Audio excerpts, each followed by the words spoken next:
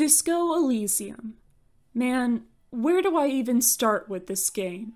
There's so much to go on, so much to be said about it by me or anyone else who's played it. Let me begin by saying that this isn't the type of game I would typically play, but that didn't stop me from being fully engaged the entire time. I decided to play the game because I'd heard many good things about it and was intrigued by the title. What I want to talk about is the different aspects of the game that really stood out to me. First off, this is a game where the main character knows as little about the world they're in as the player, which gives a sense of relatability because the character is learning new things alongside the player.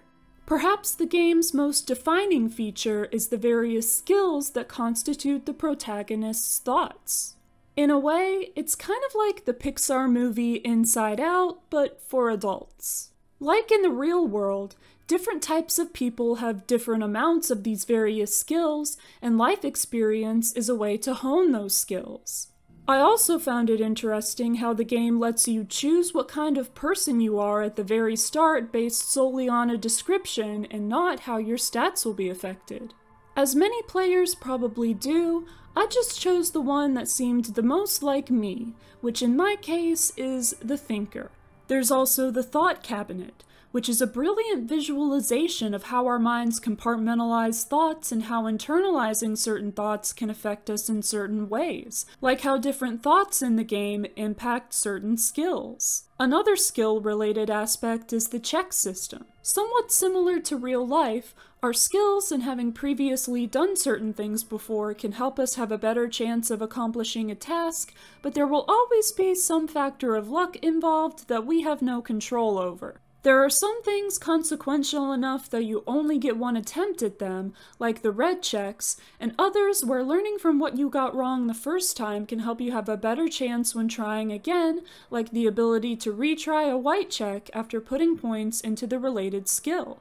There are other aspects of the mind that the game acknowledges in some interesting ways. One is the recognition that people think in different ways, realized when Harry discusses the topic with Kim and learns that while he hears voices when he thinks, Kim instead writes down his thoughts to conceptualize them.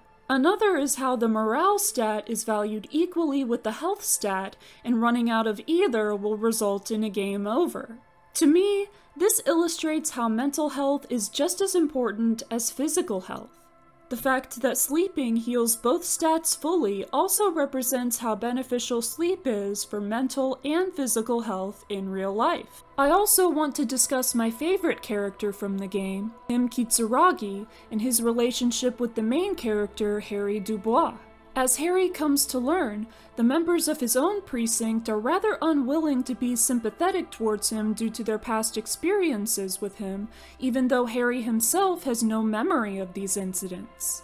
Kim, on the other hand, hasn't worked with Harry before and is thus more willing to give him a chance to prove himself both personally and professionally. I appreciate how Kim is always kind and understanding towards Harry, yet firm and even slightly stringent when he needs to be, specifically when it comes to getting their job done. This proves that Kim is no pushover, which I respect. Kim's patience and willingness to let Harry pursue leads also represent his trust in his partner, even though they have only known each other for a few days.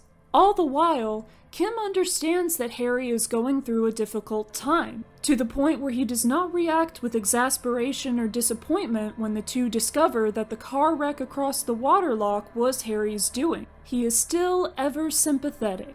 His response if Harry runs out of morale and says he doesn't want to be a cop anymore expresses the same thing. The most significant manifestations of Kim's kindness happen towards the end of the game, when he risks his safety during the tribunal to put pressure on Harry's gunshot wound, helping take care of Harry as he recovers in the days that follow, and defending how good of a detective Harry is towards Harry's fellow precinct members at the very end. I would like to think that after what they experienced together, the two remain lifelong friends, even if Kim does not join Precinct 41 at the end. Finally, I'll talk about some aspects of the game's world and story in which I could see symbolism and related concepts. The world of Elysium having 6,000 years of human history made me think of the belief system of young Earth creationism and the notion of the Earth really being only 6,000 years old. The pale existing in large quantities between the various isolas could represent either the vastness of the open ocean or the distance in outer space between planets and star systems. The pale supposedly appearing alongside humans and continually growing with their presence has some resemblance to the belief of humans supposedly being some detriment to the planet and continually destroying it through climate change and other means. Here's what I think the game as a whole is really about, though. First, it really gives some appreciation to people who do rather undesirable jobs such as solving murders and inspecting dead bodies.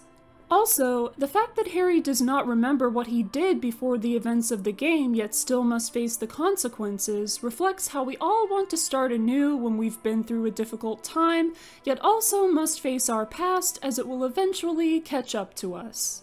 Going through such times is also understandable given not only personal experiences but the state of the world, like what Trant Heidelstamm says in his analysis of Harry's condition.